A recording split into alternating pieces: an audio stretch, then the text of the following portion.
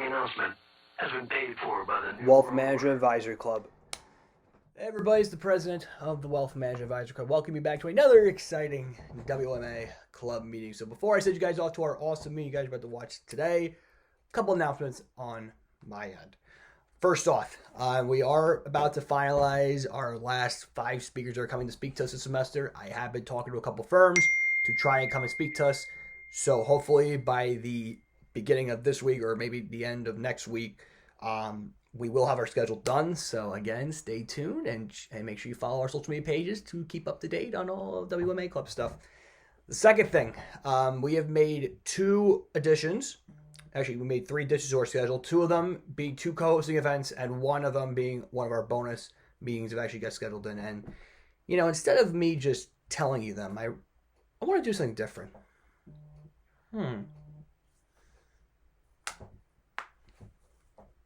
Hold on. Oh, wow. Look at that. Isn't that great? iMovie is so awesome. Okay. So, we will be partnering up with FDU Admissions to bring to you the 2023 FDU Admitted Students Day. They'll be held on both campuses. One on Florham, one on Metro. The one on the Florham campus we held on Sunday, March 26th. The one on the Metro campus we held on Sunday, April 16th.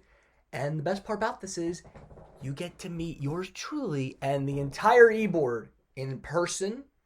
So basically this event is geared towards the admitted students. So basically high school seniors and potentially some high school juniors that have admitted and actually committed to going to FDU. So we're very, very excited to meet you guys all in person. Hopefully you guys become WMA Club members in the fall 2023 when you guys come over here. So we're really excited to meet you guys, and it will be a fun event for us to just hang out and get to know you guys a little better. The time has not been determined yet, but when we do find out, we will let you guys all know. Now, moving on to our bonus meeting we just filled in. The meeting is going to be, actually, let me rephrase that. The speaker is going to be Cross River. Now, you may have heard this from before because they actually have a very, very good relationship with FDU Silverman. And if you think about it, at the time of this meeting was recorded 2 days prior to that, they came to FDU Silverman to do one of FDU Silverman's Employers of Residence event. And we are so grateful that they'll be coming back to speak to the WMA Club exclusively on April 25th at 6 p.m. in the Mansion Room 13 on the Florham campus and Dickinson Hall Room 1170 on the Metro campus. And believe me, guys, over the Metro campus, I am going to try and get the speaker to come in person at Metro this time because I know you guys have been waiting to get some people in person there. I'm going to try my absolute best if I can do that. If I can't, I promise you next semester I will really make it up to you guys. But I am, cross your fingers. Hopefully this is going to work with them. So that's 2. 3. We will actually be trying something brand new that I think no other FDU Silverman Business Club has ever even attempted before. And it's going to be a long shot, but I feel like it's going to benefit or pay off in the end. So we are going to be doing, and actually, let me rephrase that. We are going to try and get WMA Club meetings on the Vancouver campus. Now, this has never, ever been attempted by any FDU Silverman Business Club ever. And to get a little backstory on it, I'm going to take you guys back in time about 2 years ago. At that time, I'm actually currently and still on the Dean Student Advisory Board, and I was at one of our meetings, and the Dean of FDU Silverman, shout out to Dean Pierre Balthazar, was talking about FDU Vancouver and how they wanted to incorporate and get the students up there involved with FDU Silverman. And I said to myself, really, there's not really a lot of talk about it. Silverman students up in Vancouver, it's always been, dominated by Florham and Metro. And I personally feel like I want to get them involved because I feel like they're just not included here. And I always lived by this motto back in my high school. If anyone knows where I went to high school, you guys know what the motto was. We are family. We don't want to leave anyone behind. So what we're going to try and do is get WMA Club meetings in person at the Vancouver campus. So the plan is we're going to try and get a room reserved on the Vancouver campus so that everyone there in Vancouver can watch the meetings there live. And hopefully if that does go well, which we are really hoping it will, the following semester we're going to try and get some in-person speakers to speak at the Vancouver campus, while also giving Metro and Florham the opportunity to have some in-person speakers as well. So again, This is going to be a huge, long shot deal if we could get this done. But again, cross your fingers. Hopefully this will work. And Vancouver students, stay tuned because there will be an e-board position exclusively to Vancouver students up at FDU Vancouver. So stay tuned for that announcement because it will be coming very, very shortly. Finally, we have our sponsor. Yes, we are still going to be doing our sponsors. I know some of you guys are like, why, Jack, you have to continue to do this? Well, we want to feature them, and it's awesome. I will post a disclaimer. We are going to feature this sponsor twice, mainly for one thing I'll mention after I'm done speaking about the sponsor. So just to say that, you're probably going to hear in the next meeting when we do upload on YouTube. So just a disclaimer. So this meeting is sponsored by our good friends over at FLIT Invest. At FLIT Invest, they provide the tools and resources you need to make the most out of your investments. With their competitive suite, or actually comprehensive suite, of investment tools, you can make the informed decisions and grow your wealth. They offer the latest online investing technology with easy-to-use tools that give you the power to manage your investments from anywhere in the world, whether it's at school or at home or even in Roxton or Vancouver. Whether you're a beginner or a seasoned investor, their Intuit platform will make investing simple and straightforward. They provide a wide range of services, including portfolio analysis, quarterly performance reports, and personalized recommendations. With their expertise, you can maximize your returns and minimize your risk, which I know everyone in life does not want to go through any risk. Believe me, I don't want that too.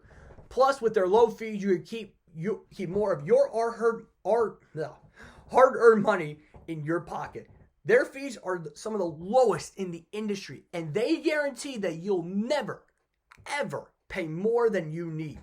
So why wait? Get started with FLIT Invest today and take control of your investments. So, if you click the link down in our link tree or go to our website, click the sponsors page and click the link there, you will be able to sign up for a FLIT Invest account. Now, you're probably wondering, Jack, well, how much is it going to cost? Is it $100? Is it $500 a month? Is it $50 a month? No. $2 a month.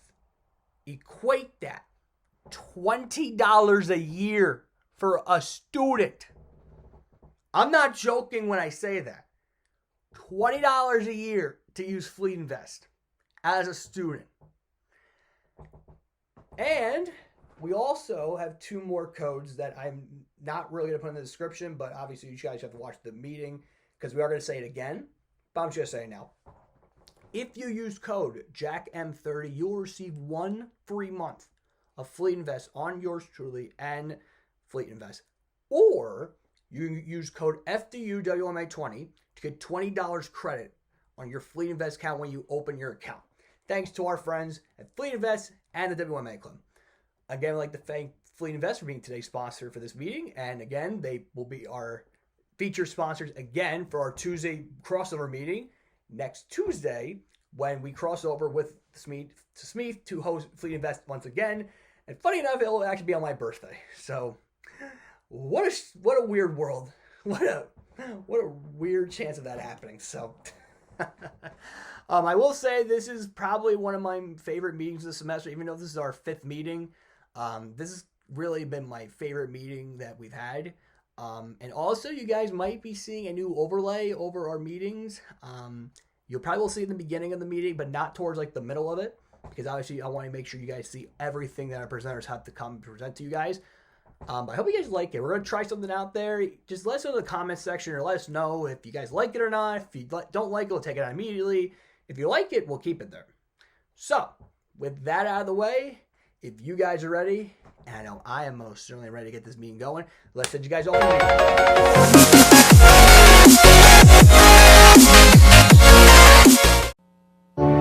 And now, our feature presentation. Hey everybody, it's the president of the FDU Wealth Management Advisory Club, Jack Mitchell here. Now, you may be wondering why you're hearing my voice and not the meeting. Well, unfortunately, we forgot to actually unmute the Zoom cart. Now, for those of you who are probably thinking in your head, well, what the hell does Jack mean by Zoom cart? So if you see that big giant TV that's right there, which I'm standing behind and where Serena and Alejandro are looking at with a tablet, that is what I mean by Zoom cart. And my whole e-board knows what I'm talking about when I say that. So In all my years as WMA Club President, this has never, ever happened to this club until today. So I'm still laughing at it even while I'm doing editing and post-production while editing this meeting out. So from all of us here at WMA Club E-Board, we apologize this happened, and we are hoping that this never happens again. So what I decided to do is actually do a voiceover of my awesome introduction for our speakers today. So that way you guys will get the full WMA Club experience as if you're actually there in person. So today's speakers are Serena Fleischman and Alejandro Fritz from FLIT Invest. We're going to start with Serena Fleischman because as the old saying goes, ladies do go first. Serena is a sales and growth professional. She has experience in rapidly scaling revenues for consumer products through the deployment of marketing campaigns and team strategy development. Serena has a keen eye for identifying and implementing emerging consumer trends that result in better user experiences. She's passionate about criminal justice reform and has a loud voice in the fight for gender and racial equality. Now we're talking about Alejandro Fritz. Prior to founding FLIT Invest, Alejandro worked at JP Morgan Private Bank in New York. Fun fact, JP Morgan chased a car coming in March 28th to WMA Club, where he oversaw and managed investments for ultra-high net worth families. Before JP Morgan, he was an investment analyst at Northwestern Mutual. Fun fact, Northwestern Mutual is coming to WMA Club on March 2nd, just to throw that plug in there. Responsible for developing comprehensive financial plans and asset allocation models. Alejandro is a CFA charterholder and a former professional soccer player. So fun fact about me, I actually played soccer throughout my entire life. I actually played rec soccer, and I played high school soccer at my high school, Hanover Park High School. I actually won 2 back-to-back rec titles. My dad's actually kind of pretty awesome to do with him. But I actually stopped my senior year of high school because I wanted to focus on getting to college and getting to FDU. So with that out of the way, one last thing. Make sure you use promo code JACKM30 to get a whole month of FLIT Invest on us and FLIT Invest, or use code FDUWMA20 to get $20 credit on FLIT Invest. Either use one of those codes, whichever one you want to use. They both help you out. It's a win-win situation. So, with that being said, I apologize I did voiceover for this, but again, we forgot to unmute the cart. So hopefully this will never happen again. And with that being said, I'm now going to let you guys go back to the meeting, and we now bring you back to your scheduled broadcast. Serena, Alejandro, take it away, and I will see you all later. Goodbye. My apologies, I was not here there. Right. Don't worry, I'll put it in the description. Don't worry. I'll start over. Can Yeah. anyone hear us? Is they okay? We can get you. Hopefully. Joe, Mitchell, Kanye, when you can hear you, please thumbs up. Yep. Yeah, all right, awesome, thank you. So, probably you missed the whole introduction, so no problem, we'll start again. My name is Alejandro, I'm co-founder and CEO of FLIT Invest. I'm joined today by my co-founder, Serena, and we have founded FLIT Invest, the first impact investing application for accessible for everyone here in the United States, to be able to align your investments with your values and grow your wealth accordingly. And as Jack also highlighted, but now I'm going to go into a little bit of our introduction as well. I'll go first and then pass it on to you. My background is primarily in investment and wealth management. I have prior to founding FLIT Invest, I've been in JP Morgan's private bank in New York, where I advise ultra-high net worth families, primarily on their investment portfolios. And prior to that, I was with Northwestern Mutual, coming out at that time, fresh out of college, building model portfolios as well as creating financial plans for high net worth individuals. So my background is definitely very finance and investment heavy. So I will be happy to answer any questions that you may have, either on my experience, career advice, whatever else you may be interested in. And obviously, given our focus with FLIT Invest, and also I'm super passionate about both sustainable and impact investing, how those things differ, how we look to grow people's wealth and making money over the long term be our solution, but in general, some of the pillars of long-term investing, I'll be diving a bit deeper into today for you as well. So again, thrilled to be here, and I'll pass it on to you. Yeah, thank you so much, and thanks for the intro, Jack, earlier. My name is Serena. I'm also a co-founder here at FLIT and head of marketing and growth, so responsible for all of our marketing, partnerships, and things like that. My background is primarily in sales and marketing, more formally, also working in startups. And here at FLIT, I'm super passionate around sustainability and social issues. So for me, it's really awesome to be able to combine my marketing skills with my passion. And yeah, we can start to kick it off. Awesome. So to start out, maybe Yeah, we can continue on. So as I said, we are FLIT Invest. We're the first automated impact investing app out there on the market in the US. We're really looking with our product to give everyone the opportunity to grow their wealth while making an impact. We don't think you should have to choose between financial returns and a positive impact on the world. We want to make it possible to do both and to do it at your fingertips with the click of a button. And with that, I would say, our app is really easy to use. Like I said, a click of a button, really simple and straightforward to get started with it. How it works is you select your financial goals, you choose the causes you care about, as well as industries that maybe you'd like to exclude from your portfolio, anything that can be like private prisons, civilian firearms, and based off of your responses of the things that you care about and the things that you wouldn't want your money to go to, we will make and manage a custom portfolio for you where you can align your investments with your values. And going into it a little bit more, talking about how this works. So like I said, we have a few different ways to customize your portfolio. How our product works is we really want it to be super customized to you as well as fully automated. And the way that works is in the beginning, you answer a few questions to get set up. And after that, it's we'll manage the rest for you. So with the exclusions, if you don't agree with a certain industry, you have the opportunity to not put your money into that industry. So for you, you don't agree with fossil fuels, you don't agree with deforestation, or any of the 6 that are listed here, you have the opportunity to say that, I don't want my money going to these industries, and with the tap of the button, we'll make sure that your money doesn't go to those industries. So that's how the exclusions work. For the themes and for how your portfolio works and the things that you care about, you'll pick 3 themes, investment themes that you care about and that you support, and you'll rank them in order of your preference. And based on that, that's how your money will be invested into these themes along with a sustainable core. And I don't know if you want to speak a little bit to how this works. You can quickly go through this South and then we can dive cool. And finally, the final component is after you customize your values and get your portfolio, we really believe in talking the talk and walking the walk. So how we do that is that we're not going to just give you a thumbs up and say you have a green portfolio, it's great, you're supporting gender equality, or it's great that you're doing these things. We're going to show you the impact your money has. So we show you how your money grows, but also the impact it has on the planet. And we do that with 3 different metrics. One category would be carbon metrics. So CO2 emissions, your carbon footprint, and things like that. And we calculate all of these based off of industry best standards. So this is calculated based off of TCFD. We also will show you thematic impact. So for every theme that you select, or each theme, you'll get 3 metrics around that theme of how you're driving an impact. And then finally, the United Nations Sustainable Development Goal Tracker. So we will map your investments to the UN SDGs and show you how your investments are contributing to these goals laid out by the UN for a more peaceful and prosperity for everyone on the planet. And I would say finally, going into this impact metrics and going into our product and a little bit of an overview is we really stand for being transparent with all of our users, and we don't believe in greenwashing.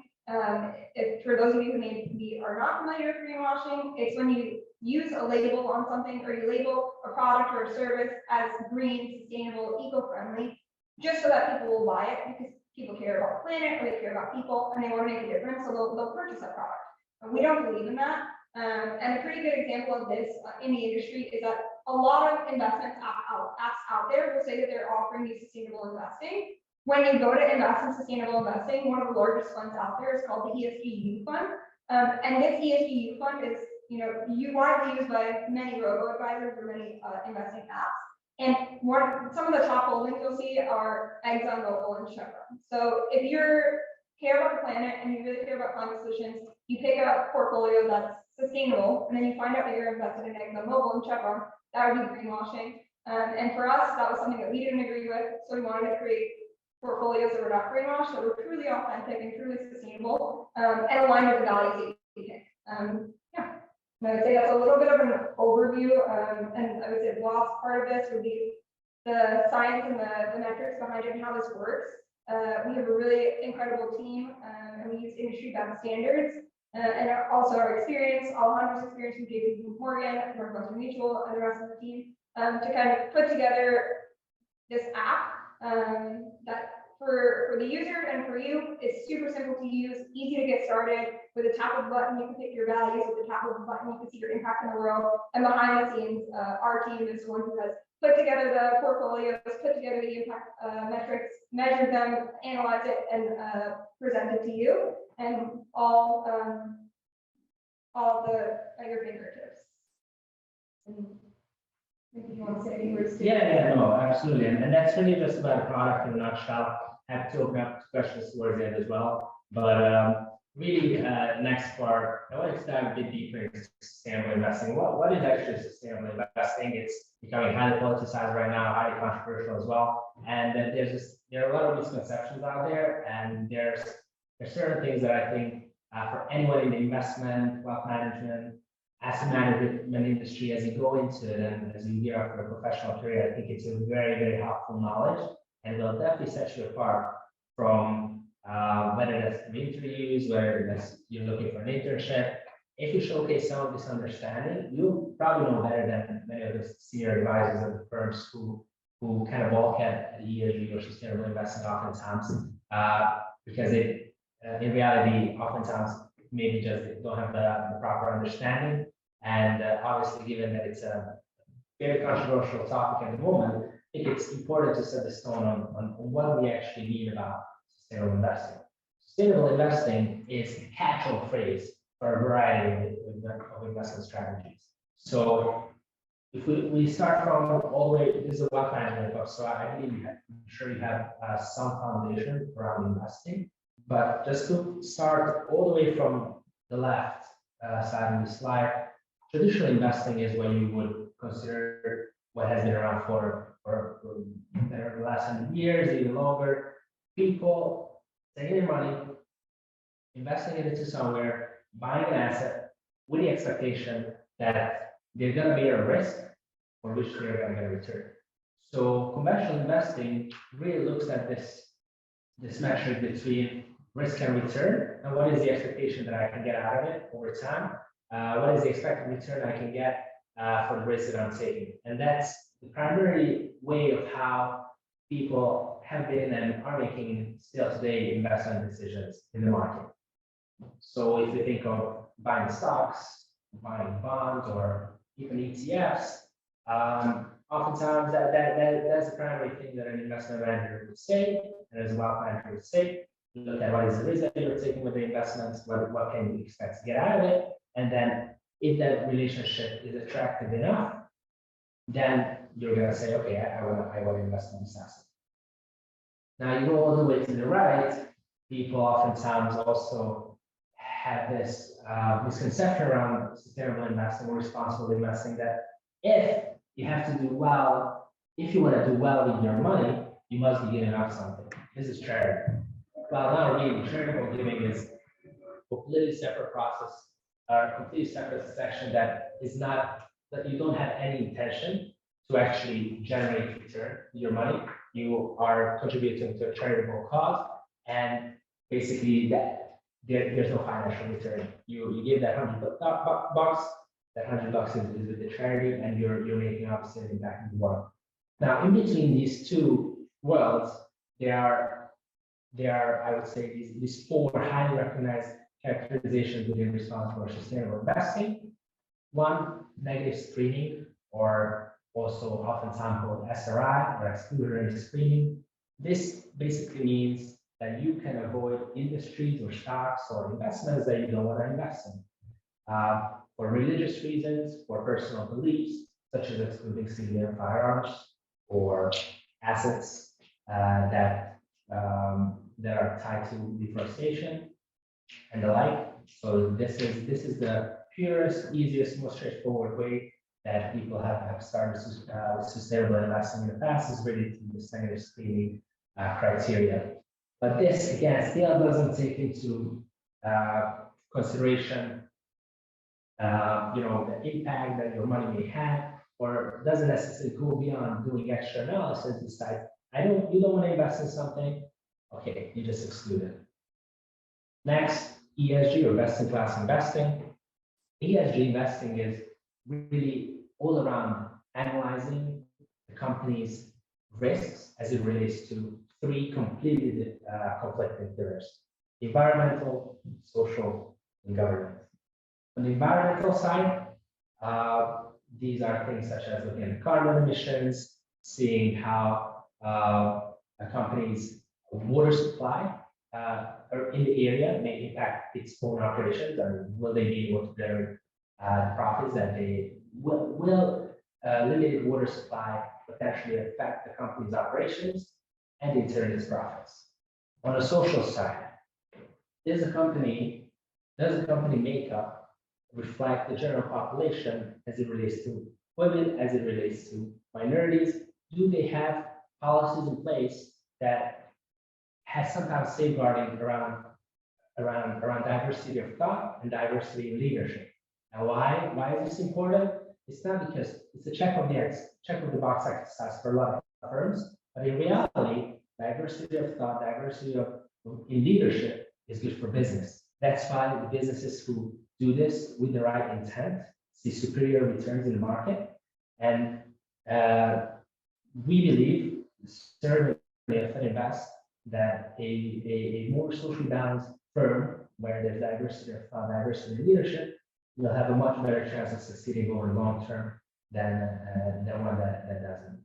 Then obviously the last part, governance, that's the one that oftentimes doesn't get much light of day because it tends to be a bit more technical. There are certain best practices around this. Is the chairman of the company the same person as the CEO? Because there are inherent conflicts if that happens, because the chairman and CEO person may have too much control over the company. So what if shareholders want to change some things, they may not have the opportunity to do so. So that's really a very more in-depth breakdown, I would say, around ESG, but it still doesn't really cover anything on how the company may impact the world, rather than how the world may impact the company's profits. So ESG is fully a risk. It's not taken into consideration impact whatsoever. And then there's a section of impact investing, where we primarily rely on, and what we believe is something that can yield not only superior returns with the expectation that you're getting, you're delivering competitive financial returns, but can actually create an impact. And I can talk to this a bit more, but primarily what you have to take away about impact investing: thematic impact and impact first. With thematic impact, you identify trends, industries that have a targeted impact on the world. For example, if you're looking to invest in clean water assets, it's not as easy as, I'm going to go out there and buy, these 5 stocks that are water companies or hygiene companies. No, you have to go and do extra due diligence, finding out what is the infrastructure around those companies. Are there any other opportunities that from first look may not be promoting clean water for everyone, but actually do so, such as a waste management solution? So there are a lot of different nuances as it relates to one specific theme that you may select, but the primarily incentive of buying these companies, buying these assets, is still to get your return. That's what oftentimes gets missed in the media, in the broad knowledge. When you look at ESG, when you look at thematic impact, when you look at negative screening, people's intention is to make money. Do not think otherwise. The primary goal is to deliver competitive financial returns. Now, you have the second type of impact investing, impact first, where primary goal is to deliver impact. For example, investing in an electricity generating facility in Kenya, where people may not have not had access to electricity before. You invest there primarily because you want to provide access to electricity to that community. You expect some financial returns because you are going to give this money to a local entrepreneur, and you hope that they will then build this electricity facility and they will generate cash flows from it. They will charge people to use the utility, and then you get some type of dividends or some type of financial return from it. But your primary intent in giving this money to them is to generate electricity for the community, not to get superior returns out of that. So that's, I'd say, a fairly high overview. I know I probably went into depth a little bit in a couple of places here, but I want to see if any of you has any questions around this. Anyone on Zoom have any questions? Or you, Jack? Not really at the moment, obviously. I think, Mitchell, do you have a question, Mitchell?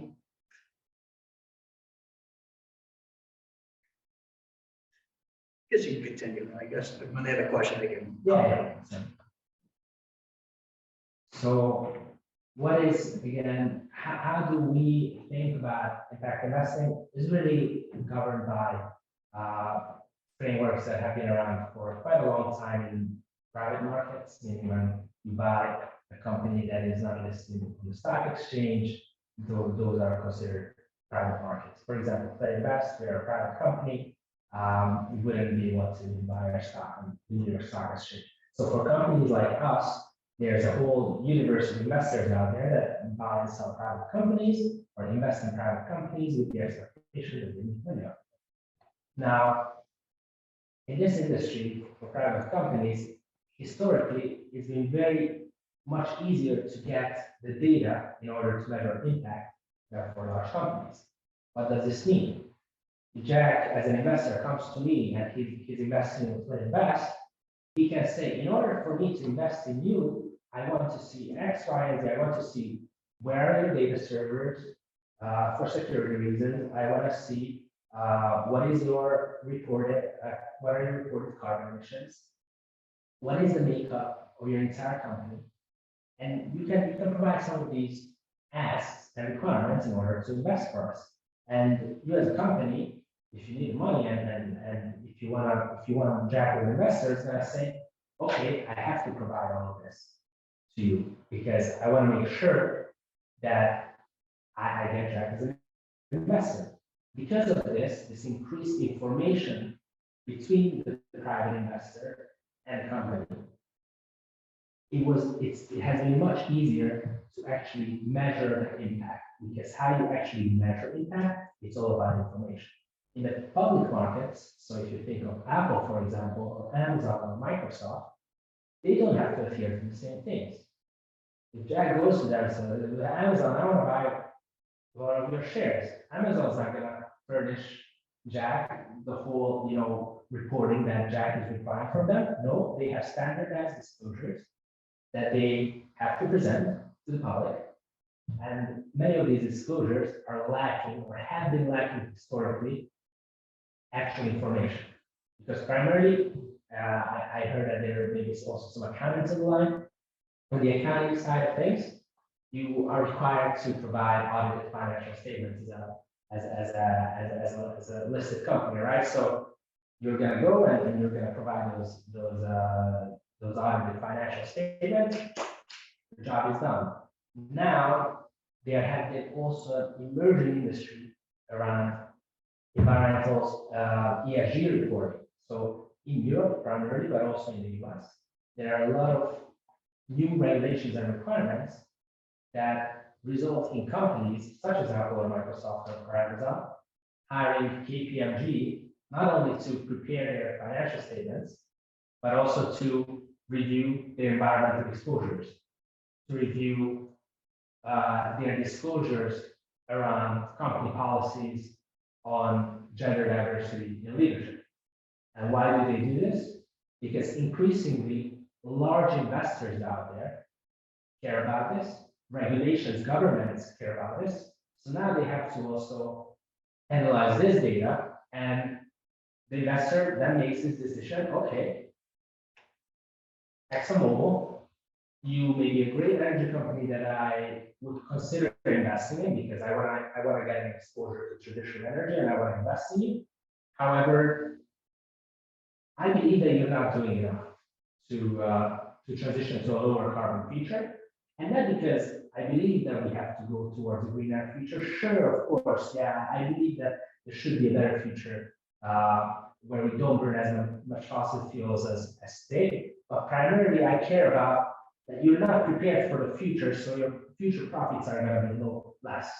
Because of that, if you don't show your commitment to transitioning to that lower carbon future, I don't want to invest in ExxonMobil because I believe you're going to be losing money for me over the next 10 years. So that is the reason why a lot of the reporting has been coming to life, which now allows us to apply the frameworks that have been around for private companies for the past couple of decades, also for public companies. And what these four pillars are, I really just talk about the impact measurement process.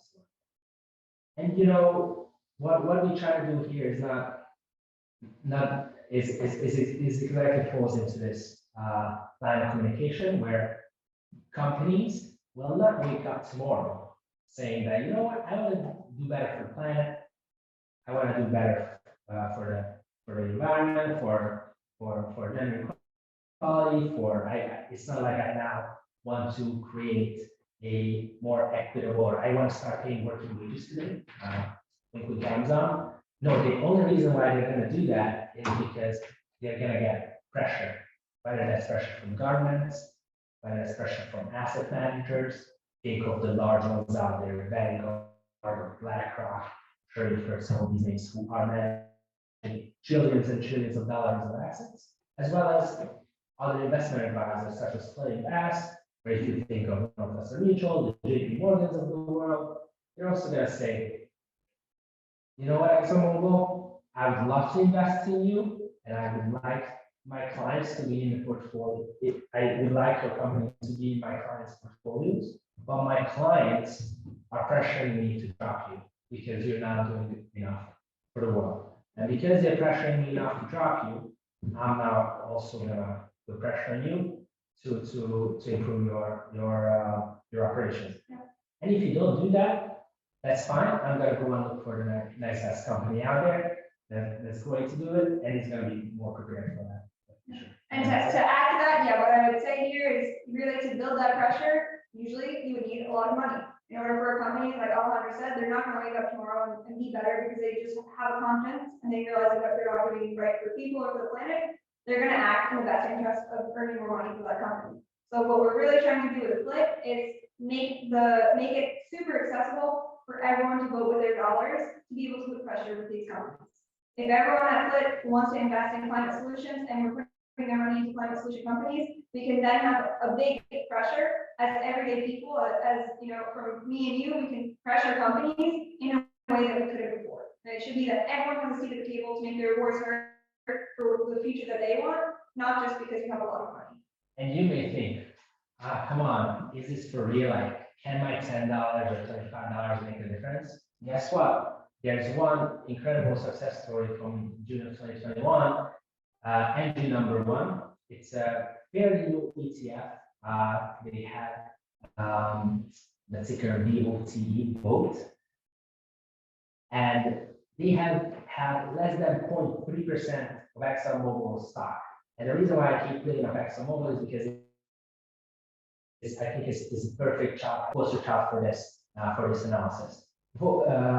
Engine number one was able to get enough investors in his fund with credibility and people who were willing to be vocal about it, that I don't like what Exxon is doing, that they were able to propose changes in company leadership for ExxonMobil. So in their annual shareholder meeting, where a lot of things get decided and get voted on, they proposed to switch 3 directors from ExxonMobil's board, which has a huge impact on a board of about 10, that's basically 30% of the board, they propose to switch them from existing industry veterans and people who, were following the status quo to people who were still in the energy sector and the energy industry, but have had some type of inclination towards the acceleration for a more for a lower carbon future. What this means is they actually put two activists and propose two activists to join the board, as well as one other board member who has voiced his preference towards making ExxonMobil a greener company over the coming years. And with less than 43% of ownership, they're able to say, this is my argument, BlackRock, Vanguard, other large investors, vote for these people because we believe that this is not only good for the planet, obviously that's huge, it's very important that we have a living planet in the future, but more importantly, it's also important, it's also going to be good for ExxonMobil's stock price. As soon as this happened, the companies rallied behind it, they voted, they switched 3 of ExxonMobil's board members, and actually Exxon, albeit not because of only this, of course, but has had one of its best years following it in 2022. Actually has recorded also record profits. So clearly it has not negatively affected their stock price and definitely has had some caveats in the balancing part of it. So I think that's a really story case study to highlight here around how shareholder activism can result in changes in company performance, as well as how a lot of individuals with a certain pressure can eventually apply a large pressure to a large oil giant like ExxonMobil. So that's really it. What I would say around the core of the presentation, because we can dive into it a lot deeper into many of these aspects. But at this point, I would like to open up for questions. I'm happy to both Sarah and I talk about our experience, whether that's on how we've come about to start our startup, how we got here, our past experiences as a wealth manager. I'm very happy to do any of that. Please ask away, everyone. I know there's some people in the chat, but I think Mitchell, you have a question. I don't know if you can put yourself on mute. Mitchell, you can ask your question. I see a question here actually on my screen. How did FLIT become a thing? Yeah, I mean, I can start it off. So when we were talking about that greenwashing example, a couple of years ago, one of our other co-founder, Richard, he actually went to open up a sustainable investing app himself, or an account with a sustainable investing app. He was a busy professional, did his research, realized he wanted to use something that was automated, picked what he thought was the best, and opened his account. A few weeks later, called us up and said, I can't believe this. I looked at the companies in my portfolio and I picked a sustainable portfolio and I see ExxonMobil and Chevron and McDonald's. And personally for me, I don't agree with those companies. And if I'm investing sustainably or investing for climate, then these are not the companies that I want to be invested in. How can this even be possible? How are they calling themselves green when I don't think this is actually green? And then we looked a little bit deeper, and from Ali's experience in the industry, managing the money of ultra wealthy and seeing how they invest sustainably, he said that's actually because you're invested in ESG investing. And ESG investing is a risk score. So if a company has a really great social and governance score because they have really great women in leadership or really great diversity and inclusion policies, they can have a horrible E score and do horrible for the planet, but overall blended are good. They get a thumbs up, and then you get a feel good stamp of approval in your portfolio that you have a really great company or a really great investment. So once we realized that, we thought there has to be a way that's different. There has to be a way that if we want this, there must be other people out there who would want to invest this way. Is this possible? And from all 100 experience in managing money of the ultra wealthy, like he gave that example before with a private company, when you have a lot of money, you can invest any way you want. You have $1 million at the snap of a finger. If you want to invest sustainably in a way that you find sustainable or you find impact investing, you can. For the everyday investor, there weren't really many options out there. If you wanted to find something that was impact investing, for what we looked at for apps out there or platforms out there, minimum investment amount could be anywhere from $2,500 to $25,000. And for everyone, that's not accessible. Closer to 1 million plus. For an example, we have a fund in our portfolio that I used to advise to our clients at JP Morgan. And I was always surprised, like how come me as a regular investor not having $100 million to throw around, why can I invest in this fund? It's incredible. The fund manager is incredible. The thesis, the framework how they invest is absolutely awesome. And then I looked is because the fund manager itself doesn't allow anyone below a $1 million initial investment to get into the fund. So that was The catalyst. one of the catalysts. Okay, how can we provide and open up access to these funds to the average person? And that's how FLIT Invest came about, because now you can invest through our product for as little as actually for students, $2 subscription fee. You get not only the automated investing on autopilot, so you can set up your monthly contributions, we invest it for you, you don't have to really worry about it. You get the impact on the money recorded, but most importantly, and this is, I think, can go well in a club that's focused on wealth management and in general investing, and maybe you can appreciate it. It's around access. Getting access to these managers is so freaking hard. It's the same way how in the ultra wealthy are always fighting to get into the best hedge funds, and the only way you're going to get into the best hedge fund is you have the best relationship manager with them, and you promise them $100 million, and then maybe you get access to it, because that's how the industry is built, unfortunately. But we are able to hack it in a way where we at FLIT Invest are able to get access to these incredible solutions, because we struck a deal with the managers, with the trading partners, and in turn offer it to our clients without passing on these costs to you, because that was really important for me. If you want to create a solution that's accessible for the everyday person, it shouldn't be, by charging an arm and a leg. And that's so that was really how it came about. I think Joe has a question. I think, Joe, if you want to unmute yourself, you can ask. Can you guys talk about your CA program a little bit, if you don't mind? Yeah, of course, I can kind of jump into it a little bit. So for campus ambassador program, I'll just speak to it. So for campus ambassador program, I would say what we have structured is our product is generally focused to Gen Z, millennial, beginner ambassadors, and people who care about the planet. And I would say that from college campuses, that's really, fits the mold really well. Campus ambassador program, what we have now, Jack is also part of it. So ambassador right here.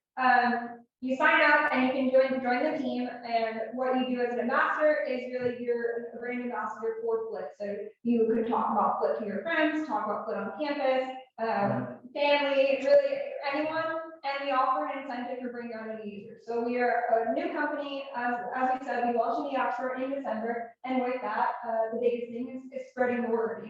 For us, we have this product, and we really want to spread the word and show people that there is a way to invest sustainably, and if it's something that you're passionate about, you can have access to it. So as an ambassador, what you do is you promote FLIT, you talk about it with like friends, family on campus, you can run an event, things like that. And for every single person that you get signed up, you will get incentivized with money.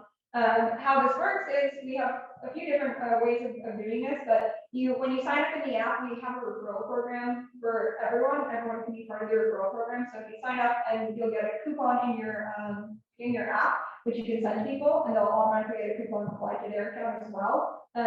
You'll do that, and then you can share the app, and everyone can download it from there.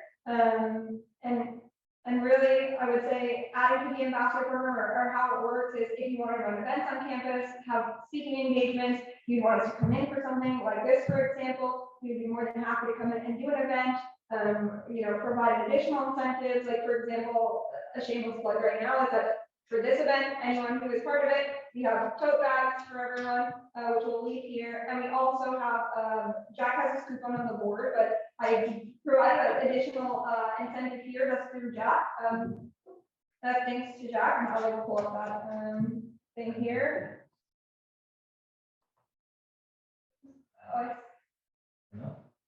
Is there a way to share? There's so many things, but it's great. Organize up now. So, Can you see this? Yeah, we go. See it. all right. So Jack has a coupon up here, which normally you get a free trial to start with FLIT. How FLIT works, and just a little bit of a Ali was saying, we have a subscription fee. So typically our subscription fee is $5 a month for everyone. We think that's a really accessible pricing point. Makes it easy for everyone to be able to use the app. For students or anyone under 21, we offer this $2 a month program. So you can get it for $2 a month or $20 the entire year if you pay up front. So for Jack hosting this event today, if anyone wants to sign up or use the app, what you'll do is you can scan this QR code, we'll pass this around, and we'll also send Jack some flyers as well we have here. If you sign up, the minimum investment amount to start with FLIT is $10. By investing $10, we will add $20 to your account. So for coming to the event, for being part of this, and through Jack, through the Campus Ambassador Program, we're able to offer some of these extra incentives. So as an ambassador, you kind of have, first dibs on this kind of stuff. We're fairly new, like I said, trying things out, coming on campus, seeing how we can spread the word. So you really have flexibility. If you say, hey, I have this cool event coming up and I want you guys to come to it, or hey, we want to get tote bags or t-shirts or something like that, we can start to put budget towards things and kind of grow the presence on campus and spread the word and show people that it's possible to invest your money in a way that's sustainable while also growing it over time. We really think it's important to show everyone, first and foremost, that you should start investing early. All of you on the line are probably very familiar with that concept, that the earlier you start, the better. And there's no better time than in college. And you don't need a fortune to get started. It's really important to set these habits early and set aside a little amount and monthly contribute to it.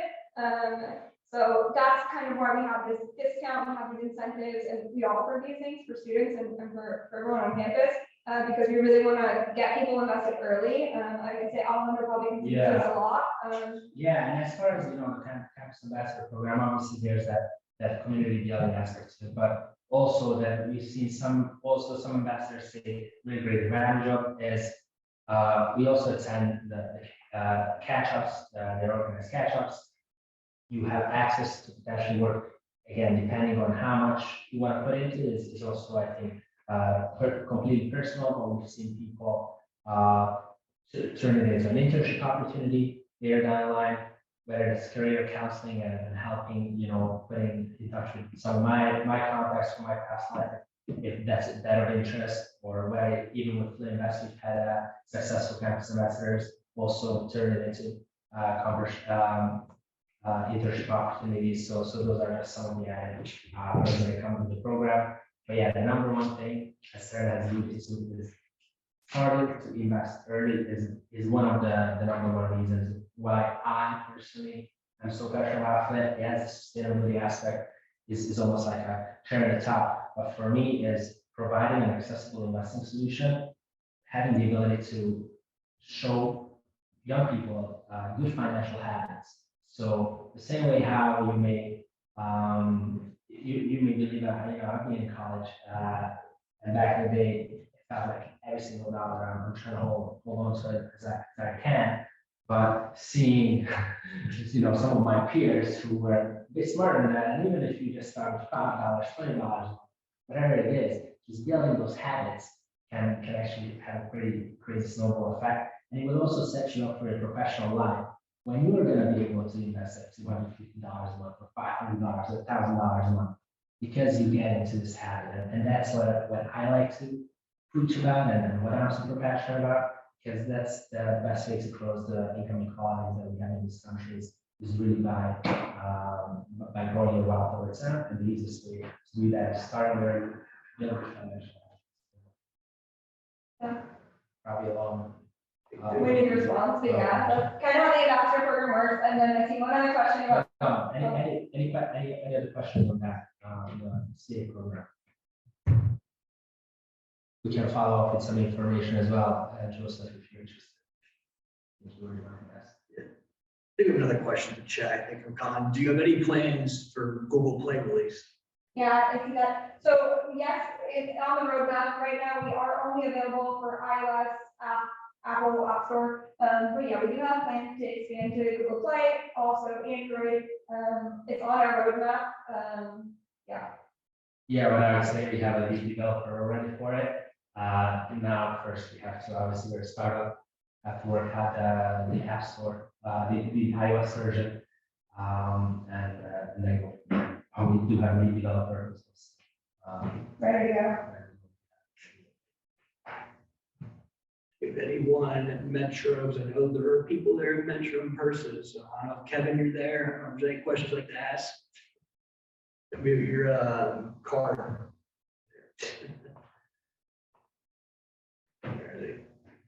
There's Kevin. Try to get someone there. I guess I'll ask. Oh my gosh, what was it? Oh yeah, I always ask this question. I think when people come in here, they have like CFA certification, and there are some members in here that are like planning going on the wealth management route, so planning going finance. Do you feel like, in your belief, like, do you feel like people should get both the CFP and the CFA, or just one of them? Because I've heard from other people, they're like, oh, get CFA, get CFP, just get both of them.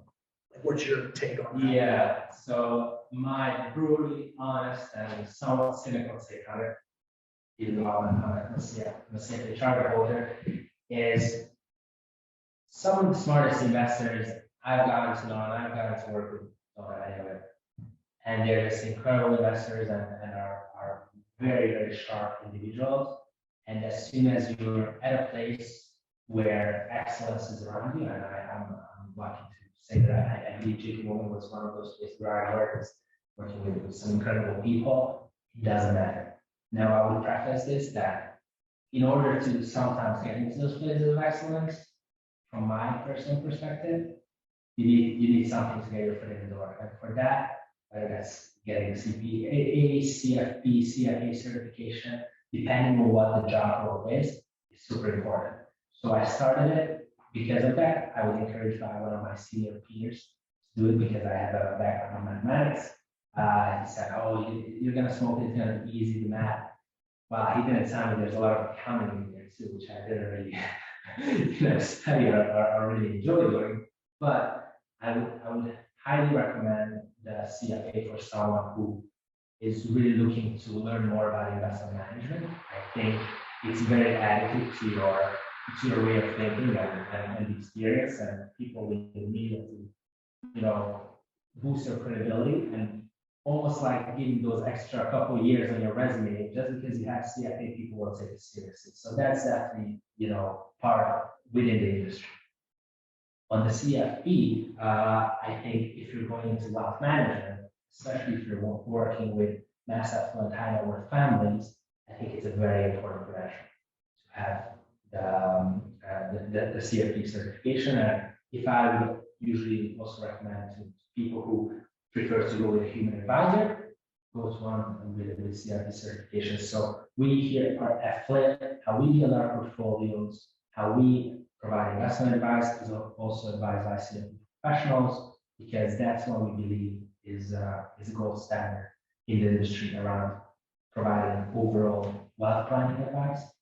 And obviously for providing investment advice, as I mentioned, yes, I'm a CFP charter holder. I think I'm better for it from a technical skill set perspective, but is it absolutely necessary? No, not at all. Any other questions in the chat before I have to give my final question? Okay, Go ahead. my final question. Actually, it's a two-parter, but they're two separate questions. The first one, what would be because we do have a couple of people on the call right now that are freshmen and sophomores, but what is the one piece of advice you want to give to an underclassman who's thinking about maybe even going to finance, doing wealth management, doing anything in the business realm? That's my first question. I'll ask the second question a little bit, but if you can answer that. Yeah, I'll say that. Do you want from a business perspective? From a business perspective, from an outsider looking in, I would say in college is to talk to as many professors, advisors, professionals, people in the industry as you can. Network, the more people that you know, the easier it is to get your foot in the door. So, if you cold reach out to someone on LinkedIn, you may think that that's weird if you want to learn about a role. That's the best way to get your foot in the door. If anyone reaches out to me or Alejandro, we always give someone the time of day if they're interested in getting into the industry or getting into the field that I'm in. I'm not in finance, but for other industries, and that's something that as a college student, I would have never done. I would have never called LinkedIn, reached out to anyone. I wouldn't have thought of doing those things. So I would definitely say that if you are thinking about getting into it, it's always good to have the experience of speaking to other people who have done it or who are in it, so you can kind of see what the day-to-day looks like, what that actually means, how you can get your foot in the door, how you can, set yourself up for success while you're in college. So by the time you graduate, you are well prepared. And I think that is just universal advice for anyone really good at is getting engaged. I also probably fell short of that, but thankfully through reaching out in my, I used to be a student athlete in the athletic department. I was able to get help. Serena, I know when she was getting her offers and places also came from, just networking. So that's number one. And specifically for finance, I have two advice. One, understand what is it that you're getting yourself into.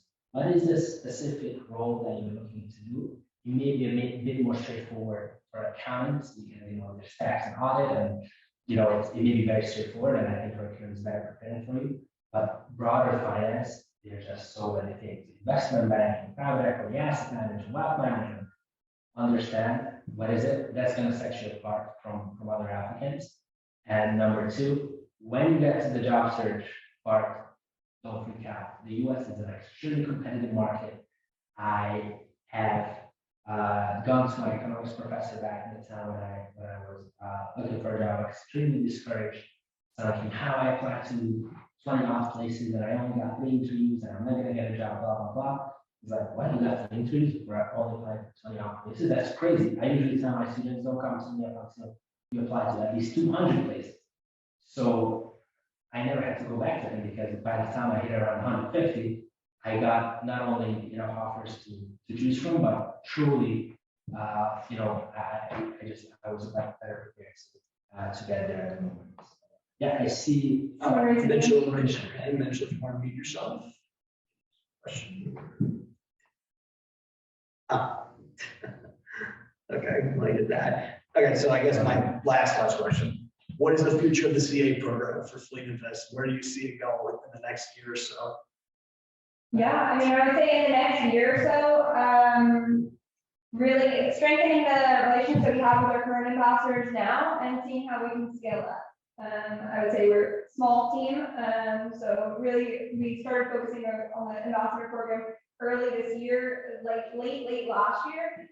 So really just strengthening the relationship that we have with our current ambassadors, seeing what events that we can do in person, coming on campus and making a presence.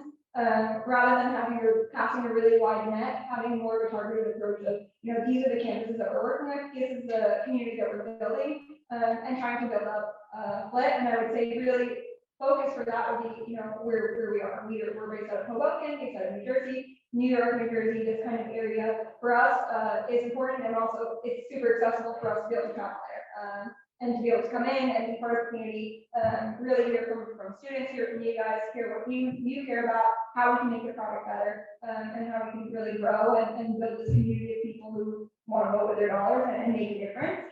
So yeah, that's how I would see the future of the ambassador program. Would be targeted approach, focusing on events and doing things like that in person, spreading the word where we can, and seeing how we can bolster what we already have, and how we can improve it for the coming year.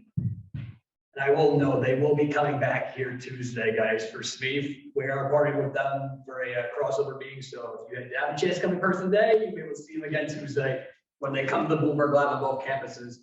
But I think that's all the time we have. But again, I thank you both for coming in to speak to us. We did have a lot of people on Zoom and we're watching our social media pages, which very, very, look at the feed, very, very informational. They loved it. So again, thank you guys so much for coming and speaking to us today. Thank you. And we will see you both Tuesday for when we have SMEEF and will come in. But yeah, guys, that's it. With that out of the way, that's it. Thank you guys so much, and we'll see you guys Tuesday for SMEEF. It's in the Bloomberg Lab, both campuses at 4. So that's it. Thank you guys so much, and a great rest of the day.